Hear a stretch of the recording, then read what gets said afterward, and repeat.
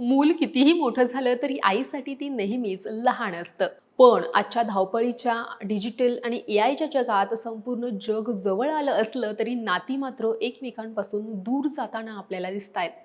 अशाच एका हळव्या आणि मनाला चटका लावणाऱ्या नात्याची गोष्ट म्हणजेच उत्तर हा मराठी सिनेमा. 12 डिसेंबरला हा सिनेमा रिलीज झालाय. रेणुका शहाणे, अभिनय बेर्डे आणि ऋता दुर्गुळे अशी तगडी स्टारकास्ट देखील आपल्याला या सिनेमातून पाहायला मिळणार आहे. पण आता हा सिनेमा तुम्ही खरंच सिनेमागृहात जाऊन पाहायला हवाय का?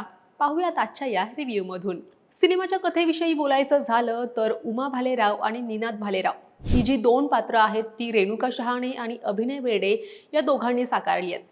आई आणि मुलाची एक साधी पण मनाला भिडणारी गोष्ट या सिनेमातून आपल्याला पाहायला मिळते. लहानपणीच वडील हरपलेला निनाद आपल्याला पाहायला मिळतो, तर आईनं एकटीनंच त्याचा सांभाळ केलेला आहे. मुलासाठी आयुष्य वाहून घेतलेली आई, जिच्यासाठी तिचं मूल हेच तिचं संपूर्ण विश्व आहे. तर उमा ही आकाशवाणी पुणे येथील निवेदिका देखील असते. तर दुसरीकडे निनाद हा इंजिनिअरिंगचा विद्यार्थी आहे. तो एक जेनझी विद्यार्थी आहे, तसेच तो एआयचं शिक्षण सुद्धा घेतोय. आता आईचं आपल्या मुलावर अफाट प्रेम तर आहेच, जे सगळ्याच आयांचं आपल्या मुलावर असतं. पण मुलाची त्याची स्वतःची एक वेगळी दुनिया आहे. तो स्वतःच्या दुनियेत हरवलेला आहे. आईचे सततचे फोन, काळजी, प्रश्न निनादला मात्र बऱ्याचदा ते जास्तीचे वाटतात, की आई आपली जास्तच काळजी करते. आता यानंतर पुढचं पात्र आहे ते शिप्रा, निनादची बालमैत्रीण आणि त्याची कॉलेजमेट सुद्धा.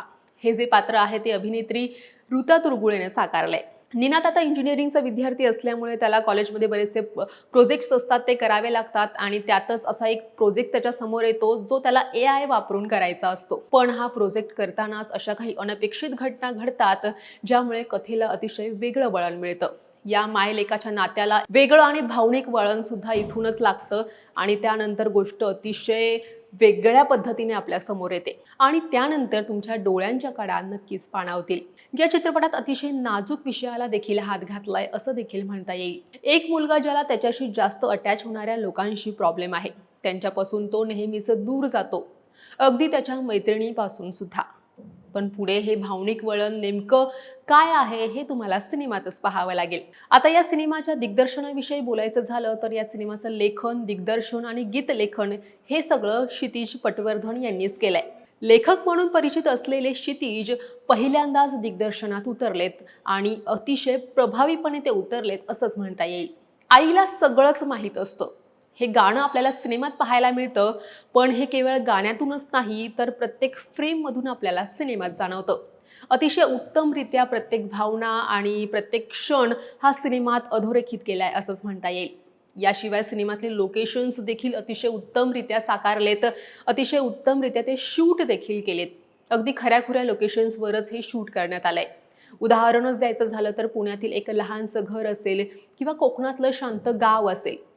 यामुळे सिनेमा अतिशय आपलासा वाटतो आणि त्यामुळे सिनेमा आपल्याला पडद्यावर पाहताना देखील खूप छान वाटतो. यानंतर सिनेमातील कलाकारांविषयी बोलायला गेलं तर अतिशय उत्तम कास्टिंग सुद्धा करण्यात आलंय. रेणुका शहाणे या आईच्या भूमिकेत अगदी 100% खऱ्या उतरल्यात असंच म्हणता येईल. यानंतर अभिनय बेर्डे देखील निनादच्या भूमिकेत अतिशय उत्तम फिट झालाय. ऋता दुर्गुळे आणि निर्मिती सावंत अगदी कमी काळासाठी आपल्याला पडद्यावर दिसतात, मात्र कमी काळातही त्यांनी अगदी प्रभावी ठसा उमटवलाय.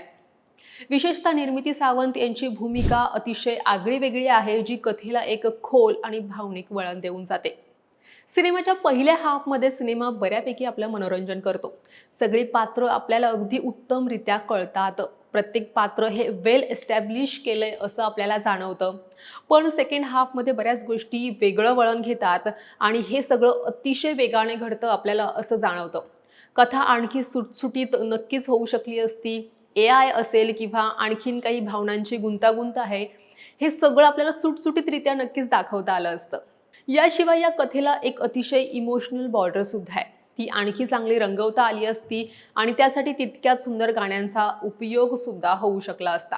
म्हणजे सिनेमात 2-3 गाणी सुद्धा आहेत, पण याशिवाय आणखीन एक आईवरचं सुंदर गाणं मला एक्सपेक्टेड होतं, ते कुठेतरी सिनेमात मला मिसिंग वाटलं. याच काही छोट्या गोष्टी आहेत ज्या सिनेमात मिसिंग आहेत. बाकी ओव्हरऑल सिनेमा हा उत्तमरित्या जमून आलाय. त्यामुळे एआय कितीही प्रगत झालं तरी आईसारखं प्रेम कोणतंच तंत्रज्ञान देऊ शकत नाही. उत्तर हा सिनेमा आई या नात्याची किंमत अगदी हळुवारपणे पुन्हा एकदा आपल्याला समजावून सांगतो.